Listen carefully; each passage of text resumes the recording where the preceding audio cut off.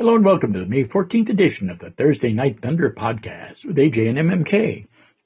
This is episode 44 of the series.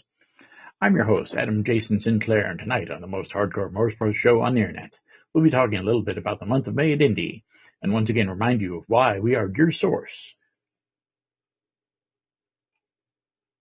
for the hardest core motorsports news on the planet. And if my computer would be nice to me, it'd be a great thing. Anyway, welcome to another exciting edition of the podcast here.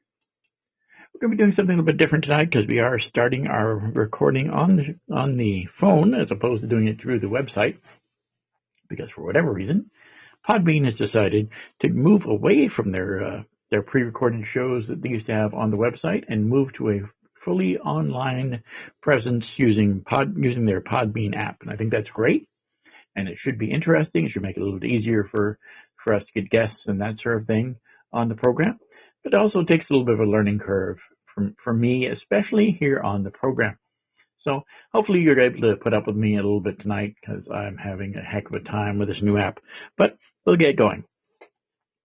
As all of you know, this is the month of May. And the month of May, of course, means that it is Indianapolis is the focus of everything there in the world of modern motorsports. Pato O'Ward had a really great day today after leading practice at Indianapolis. He was happy with leading practice for the 110th Indianapolis 500 presented by Cambridge, but the Mexican and his 32 rivals are already looking forward to increased power and speeds of Fast Friday at Indianapolis Motor Speedway. O'Ward led today at 227.308 miles per hour in the number 5 Arrow McLaren Chevrolet, a lap he turned in traffic with the benefit of an aerodynamic tow in the first 35 minutes of the 6-hour session. It was O'Ward's fastest lap of the week and third fastest overall, behind 228.080 by Connor Daly and 228.026 by reigning 500 winner Alex Palou in the cooler conditions on Wednesday. Teams and drivers will shift their focus to 4-lap qualifying simulations during practice from noon to 6 p.m. Eastern Time on Friday, noon to 3 p.m. on Fox Sports 2, 3 to 5 p.m. on Fox Sports 1, 5 to 6 p.m. on Fox Sports 2, Fox 1, IndyCar Radio, powered by Only Bulls. The Honda and Chevrolet engines that power the IndyCar field will feature approximately 100 more horsepower due to increased boost levels that will also be available during PPG Presents Armed Forces qualifying on Saturday and Sunday. Four-time Indianapolis 500 winner Helio Castroneves was second at 226.977 in the number 06 Cleveland Cliffs Honda of Meyer Shank Racing with Kurt Bagajanian, leading a banner day for the team with all three drivers in the top four. Marcus Armstrong was third at 226.841 in the number 66 Acura Honda of MSR Racing, followed by teammate Felix Rosenquist at 226.626 in the number 60 Sirius XM Honda. The 2016 500 winner Alexander Rossi rounded up the top five at 226.364 miles per hour in the number 20 Drava House Chevrolet of Ed Carpenter Racing, a solid rebound after an engine change late Wednesday afternoon. Two-time Indy 500 winner Takuma Sato was the fastest car today without benefit of an aerodynamic tow. Now I head to qualifying simulations on Friday and single car qualifying runs Saturday and Sunday. Sato's best no-tow lap was 223.828 in the number 75 Amada Honda of Rahar Lanigan Racing, the fastest solo lap of this week. Scott McLaughlin was second in the no-tow list at 223.738 in the number 3 Pennzoil Team Penske Chevrolet. All 33 cars entered the event this year combined to turn 1,469 incident-free laps today, the lowest total this week, as teams started to focus on qualifying simulation. Rossi turned a session-high 68 laps on the 2.5-mile oval. As most of you probably realize, the 110th Indianapolis 500 presented by Cambridge is scheduled for Sunday, May 24th. Coverage starts at 10 a.m. Eastern Time on Fox Deportes, Fox 1, IndyCar Radio, powered by Only Bulls. Hopefully you're able to find it in your favorite place to find motorsports. I know the coverage has changed quite a bit in the past few years, so hopefully you're able to locate that now.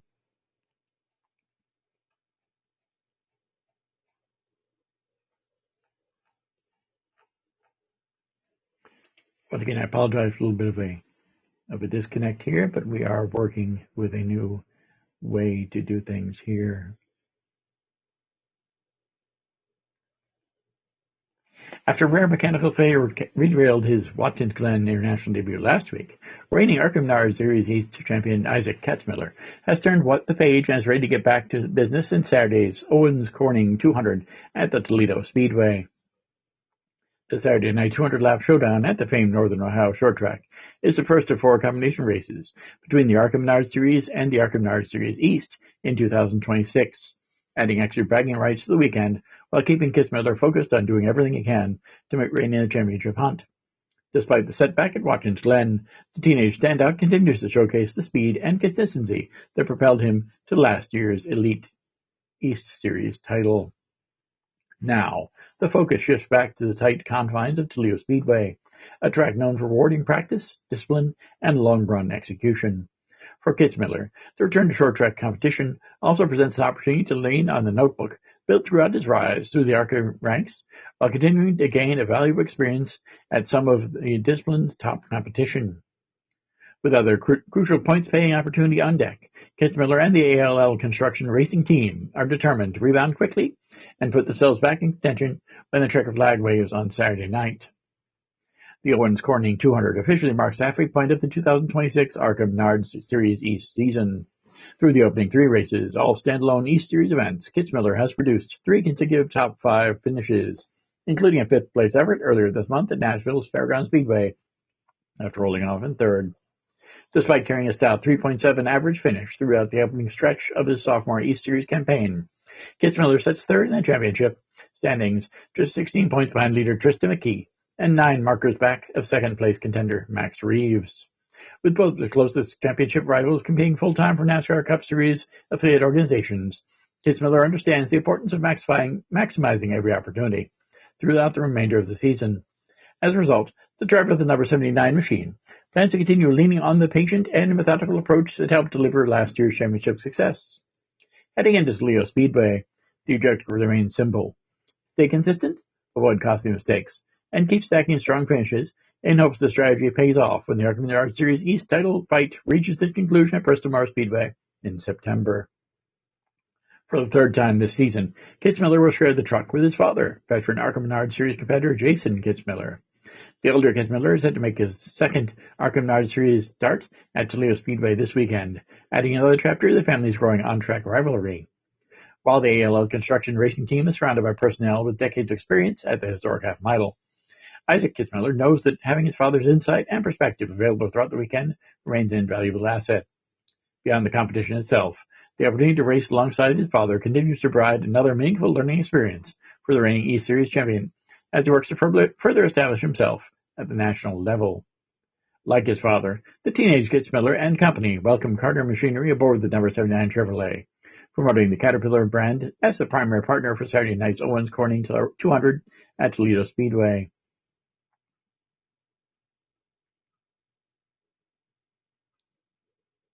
In addition to Car Machinery, ALL Construction Incorporated, Grant County Mulch, AJ Excavating, Cobra Mining, Champion Power Equipment, and Volt Battery Technology will all serve as associate marketing partners in its 12th Arkham Series East start. Since 2025, Kitzmiller has made 11 Arkham Series East starts, producing 6 top 5 and 11 top 10 finishes, including a career-best 3rd-place result on 2 occasions, most recently at Rockingham Speedway in April 2026. Throughout 2 years of Arkham Series East competition, Kitzmiller owns an impressive 5.3 average finish and returns in 2026 as the reigning series champion. For more on Isaac Kitzmiller, follow him on Instagram at Isaac Kitzmiller Racing and on X at Isaac Kitzmiller. The Owens Corning 200 is the 4th of 8 races on the 2026 Arkham Series East schedule. Practice begins Saturday, May 16th from 3 p.m. to 3:45 p.m., while Sioux Chief Powerplex pole qualifying is slated to begin shortly thereafter at 4:30 p.m. The race is scheduled to take the green flag shortly after 7 p.m. Eastern Time. The continuation of the 74th season of ARCA competition will be televised live on Fox Sports 1. ARCARacing.com will also stream live timing and scoring throughout the entire day's festivities.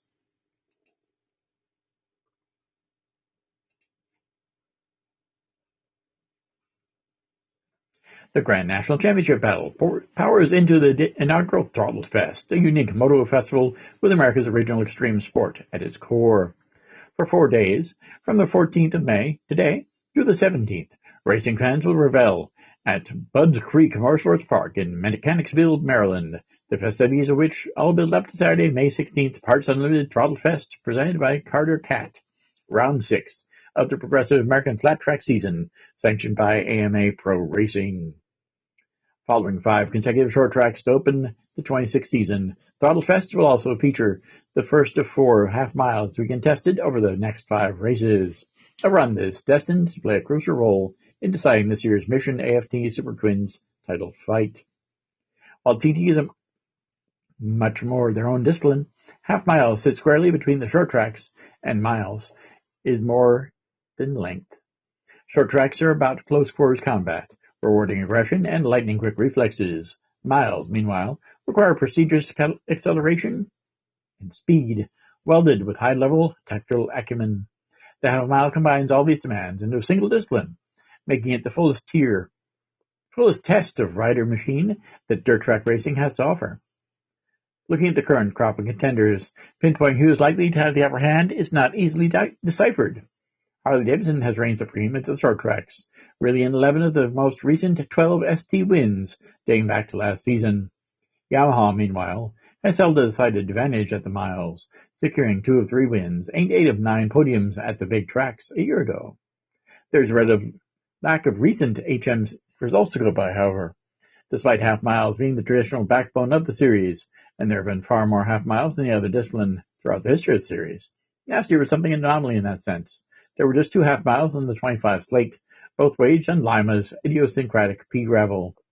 That weekend, the Yamaha MT-07 DT and Harley-Davidson XG 750R split top honors.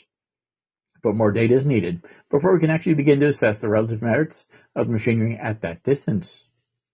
We can, however, take a closer look at the historical records of the pilots in question. Prior to his Indian era and all-around excellence and elite career mile mastery, 10-time Grand National Champion Jared Mees assembled a Hall of Fame-worthy career based largely on his status as a half-mile extraordinaire. Mees ranked up premier-class crowns by owning the half miles and walked away from the sport with more HM wins, 37, than any other rider in progressive AFT history. However, during their overlapping stints as factory Indian drivers, Briar Bauman in the number 3 Super.com RWR Harley-Davidson XG 750R quite clearly eclipsed Mees in outright half-mile success, a fact Mees himself has acknowledged. In terms of the numbers, from 2019 to 2022, Bauman claimed 11 half-mile wins to Mees' 6. However, and somewhat unintuitively, being better than the fast half-milers of all time does not make Bauman the best half-miler going today. Since reigning Dallas Daniels, the number 1 Esterson Racing Yamaha MT-07 pilot, stepped up to the premier class, he and Bauman sit level with 4 half-mile wins apiece. And just beyond, Bauman comes in with consecutive victories in hand, while Daniels is seeking answers following a pair of results below his usual standard. That does not automatically make Bauman the favorite this weekend. For Daniels, the shift to HMs presents an opportunity to regroup, reset, and prepare to lock horns at venues less likely to play to his opponent's favor. That notion alone could work wonders for his mindset. Of course, we haven't even mentioned the Mission AFT Super Twins title leader, Cody Kopp, in the number 12 Lattice Motors Racing Harley-Davidson XG 750R. Well, this weekend will mark his maiden Premier Class half mile. That's the distance at which he made his name in the Kicker Aft Series competition. Kopp stands as the winningest half-miler in AFT Series single history, a fact that powered his back-to-back do-back runs.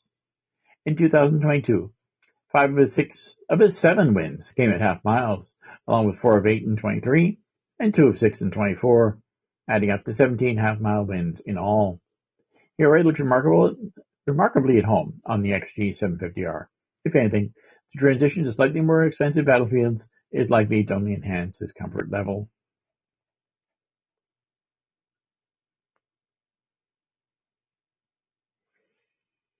Journal admission standing room tickets for Saturday start $65. For reserved ticket grandstands Grandstand tickets still available for $90, and Premium Reserve Grandstand tickets at $120. Tickets for kids 5 and under are just $5 in the A section, while children 6 to 12 get their tickets 60% off. The Saturday VIP at Throttle Fest ticket can be had for $205, complete with Premium Reserve seating, complimentary food and refreshments, and paddock access to rub elbows with the best dirt trackers on the planet, while getting a close-up view of the racers and the race bikes. Fans can also purchase Signature Day tickets for Friday and Saturday, Friday or Sunday, as well as 2, 3, or 4-day ticket packages. I'd go with the 3 now, because today is, of course, Thursday. Can be available for $100 per vehicle, with free parking all attendees.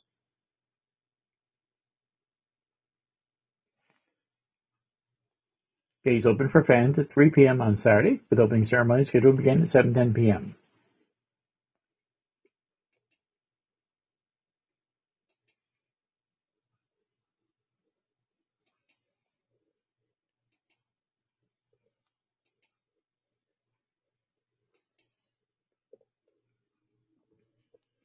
Of course, coming up in the next few weeks, we're going to be covering more in depth about the Indy 500. Next week, we're going to be doing pretty much entirely in the show about the Indy 500, so look forward to that. We'll also, of course, have some stuff about Charlotte and the Coca-Cola 600.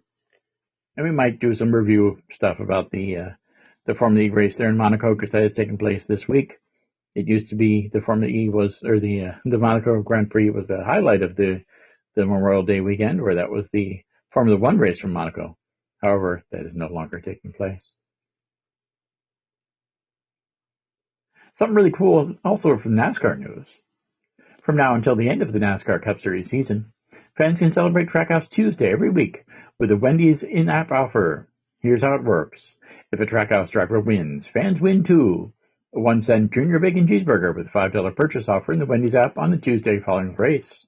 And if the team doesn't take the checkered flag, fans still get rewarded with $2.99 10-piece nuggets with a $5 purchase in the app on Tuesdays. I'll be doing a full piece on motorsportsnewsandviews.wordpress.com on that promotion this weekend, so be sure to check that out. That is a pretty awesome deal, and Wendy's seems to be doing pretty well in the burger wars.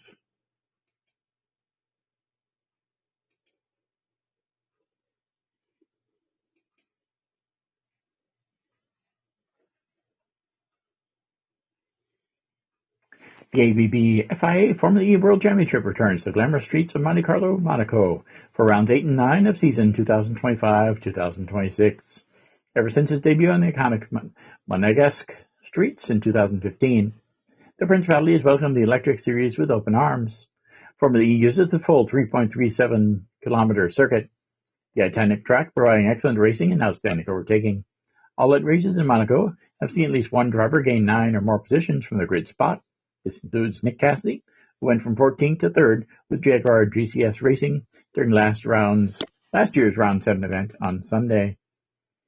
It's a highlight for fans, teams, and drivers alike, with many labeling it as the favorite race weekend on the ABB FIA Formula E World Series champion calendar.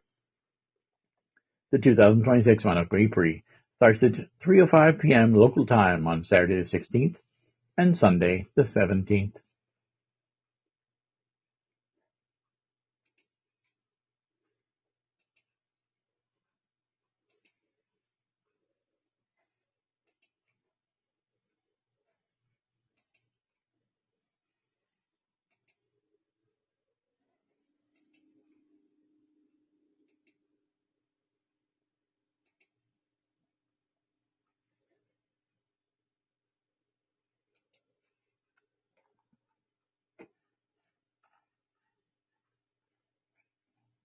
Are you a race car driver, crew chief, pit member, track owner? Maybe you're just a huge fan of the sport. Contact us to get your spot on the show. After all, you deserve every 15 minutes of fame, and we'd love to hear from you. The easiest way to do that is to go to ThursdayNightThunderPodcast.podbean.com. We have all our connection information on there. I did, in fact, hear from a representative of a Formula One team the other day, so we're going to be scheduling them on the program sometime in the next few weeks. I did reach out to them today for more information. So hopefully we'll get that going, and that'll be another great guest. We've got a couple other people we're planning on trying to get on here, as I stated earlier, possibly somebody from Bear Jackson before the next auction. We are going to be doing an article about the next Barrett-Jackson auction this weekend on motorsportsnewsandviews.wordpress.com. Be sure to check that out. It'll probably be posted on Sunday.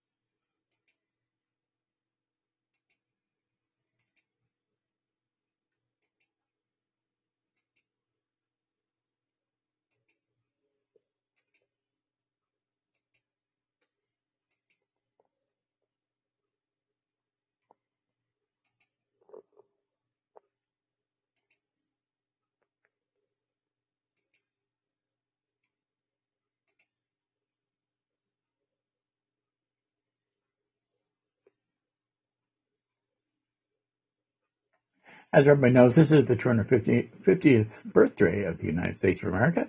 So there's a lot of stuff going on this year to celebrate that. NASCAR has a promotion with Coca-Cola going on this year, honoring military service members through NASCAR Heroes Pass promotion. We're going to go ahead and do a little bit of an article about that this weekend, of course. So be sure to check that out. The 600 has always been a celebration of military members, as has the 500, of course, too.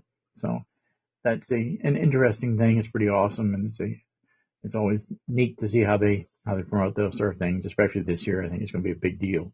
The America 250 there in Washington will be an interesting race as well. That's an IndyCar race that takes place a little bit later in the year, so that'll be cool.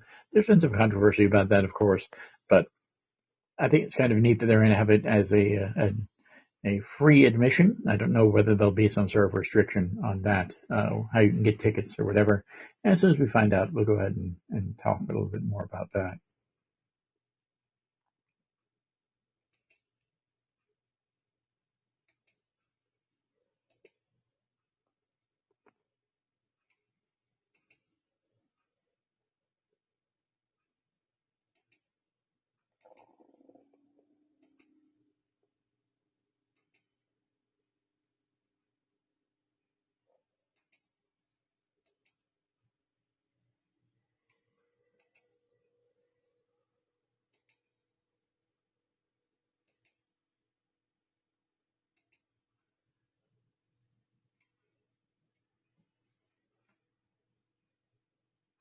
If you're interested in collecting cards for NASCAR things, I'd highly recommend Panini America. You can check out information about that. I'll be posting an article about that on Motorsports News and Views as well. I have posted other articles from them in the past, so we'll see if we can get one posted here shortly. I know they did have Carson Hocevar cards available, so that's kind of cool. But they are very limited release type things, so I don't think they've got the Carson Hocevars anymore. But if they do, I'd be sure to check them out. Once again, had to check out Panini America. Those are interesting, and we'll see. I'd love to talk to somebody from them about the how that goes. That's kind of cool.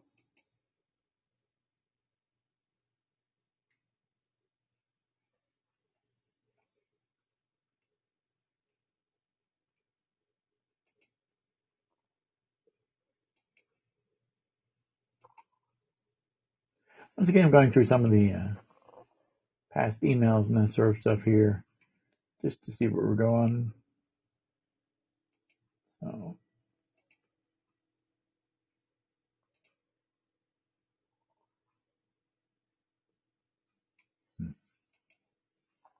It's always interesting when you take a few moments to go through some of the information we've got. Some of it's pertinent, some of it is not. We're going to go ahead and post a little bit of a thing about the Comcast Community Champion of the Year as well. That's a award that celebrates individuals across the NASCAR community who go above and beyond to give back. Over the past 11 years, the Comcast Community Champion of the Year program has supported more than 30 nonprofit organizations, a testament to the philanthropic spirit found throughout the NASCAR community. To date, Comcast has contributed more than $1 million to deserving organizations connected to members of the NASCAR family, deepening its commitment to the sport while extending its impact beyond the track. Once again, visit moresportsnewsandviews.wordpress.com for more information on that. That will be posted this weekend.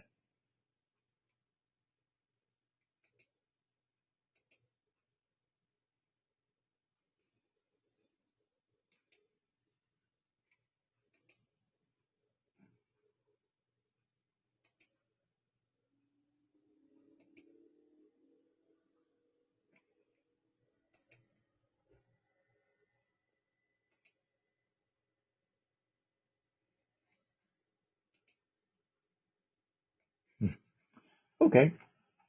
Well, I've gone through all my emails, and it looks like I've given you an idea of everything we're working on right now. So that gives you a good idea as where this show is going to be going in the future. We do have a lot of people, a lot of things in the fire, as it were, a lot of good things going on. Get some good guests coming up in the future. I'm going to be posting a lot of stuff on our moresportsnewsandviews.wordpress.com page in the coming days with more information on things you'd like to know about. I'm also going to try and update the Facebook page, of course, as well, which I haven't been doing quite as much as I probably should. But again, I appreciate all you guys' support, and I hope that this recording came out okay. Next week, of course, we'll have Michael Mullally-Cavallo back on the program again. She's taking some time off today. She's heading to an event in Idaho, I believe. So we'll see how that goes for next week, and we'll talk a little bit more about how the Indy 500 prep is going and how that's going to be, how that race will take place.